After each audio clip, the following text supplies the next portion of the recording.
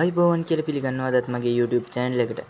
අද මම කියලා දෙන්න යන්නේ අඩි 2කමාර ටැංකිය එකකට කොහොමද planted tag setup එකක් හදාගන්නේ කියලා. ඉතින් වැඩි කතා නැතුව අපි යන් වීඩියෝ එකට.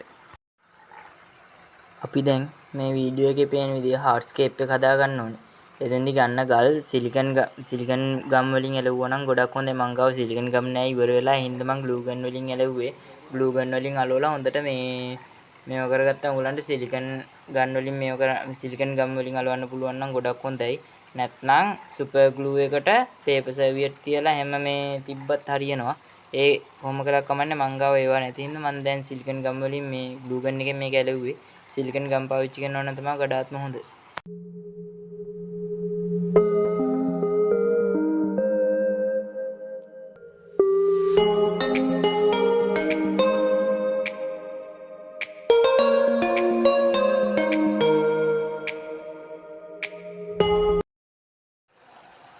දැන් තියෙන්නේ යාළුවනේ අපිට මේ හදාගත්ත hardscape එක දාලා ඉවර වෙලා aquarium soil දාලා plants ටික හිටව ගන්න තැන එක බලාගන්න. ඒක ඉතින් ඔයගොල්ලන්ට බලන් ඉන්න තමයි තියෙන්නේ.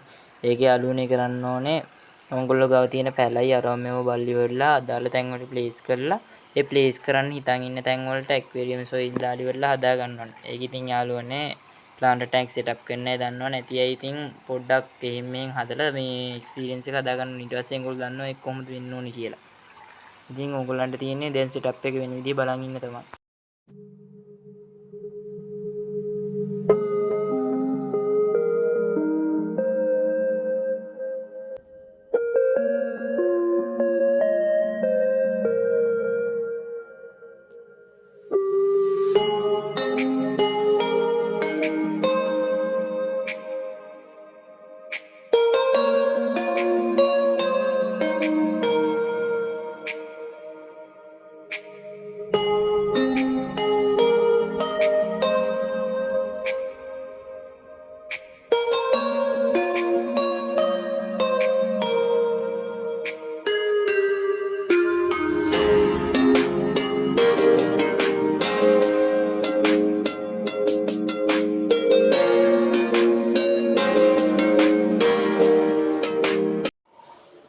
ඔයගොල්ලෝ කලින් වීඩියෝ ක්ලිප් එකේ දකින්න ඇති ගානට hardscape එක තියලා ඉවර වෙලා aquarium soil දාලා හදා ගන්නවා.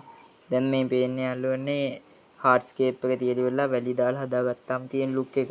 අපි දැන් බලමු මේකේ පැල ටික කොහොමද අපි ප්ලේස් කරගන්නේ කියලා. යාළුවනේ මෙතන ඩ්‍රැග් ෆ්‍රූට් දෙකක් තියෙනවා. ඊගාවට ඇනුබියාස් පැල දෙකක් තියෙනවා. ජාවා ෆර්න් පැල දෙකක් තියෙනවා. ආයි අනිත් ෆර්න් වර්ගේ නම දන්නේ නැහැ යාළුවනේ. ඊගාවට වැලේසිනියා තියෙනවා. ඊගාවට ඉතුරු පැල තුනේ යාළුවනේ මම නම දන්නේ නැහැ. නම දන්නවා නම් පල්ලෙහා කමෙන්ට්ස් බොක්ස් එකට දාලා යන්න.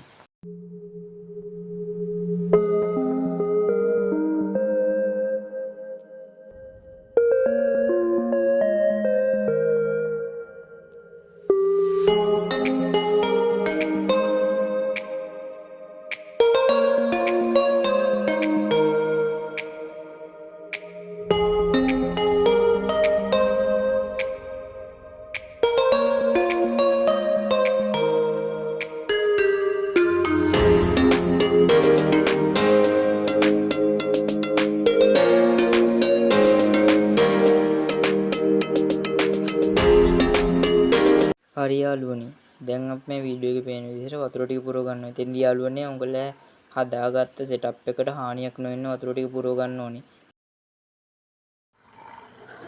ඉතින් යාළුවනේ දැන් ඕගොල්ලන්ට වෙන්නේ සෙටප් එක කරලා හරියටම දවස් 8කට විතර පස්සේ ඕගොල්ලන්ට වෙන්නේ නැති මාළු දෙන්නෙකුත් ඉන්නවා. ටැංක් ක්ලීනර් කෙනෙකුයි තව මාළුවෙකුයි.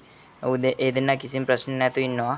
සෙටප් එක කළා මම වෝටර් චේන්ජර්ස් දෙකක් විතර දුන්නා. දවස් 4කට සැරයක් විතර දැන් මේ වෝටර් චේන්ජ් එක දීපු ගමන් අරගෙන තියෙන හින්දා පොඩි ඩර්ටි ගතියක් තියෙන්නේ. ඒකට ෆිල්ටරේ පැයක් දෙකක් දුවද්දි හරියයි. ඉතින් ඔක්කොම මාළු ටික දැම්මහම මොන වගේ ලුක් එකක්ද තියෙන්නේ කියලා දැන් බලමු. ඉතින් යාළුවනේ ඔයගොල්ලෝ දකින්න ඇති කලින් වීඩියෝ ක්ලිප් එකේදී මීට වඩා ගොඩක් පැල්ල තිබ්බ ඩ්‍රික් ෆුඩ් එක පිටිපස්සේම අර මේ බෑග්ග්‍රවුන්ඩ් ප්ලාන්ට්ස් මේ රතු පාට එකයි කොළ පාට එකයි ගොඩක් මේ හිටවල තිබ්බා.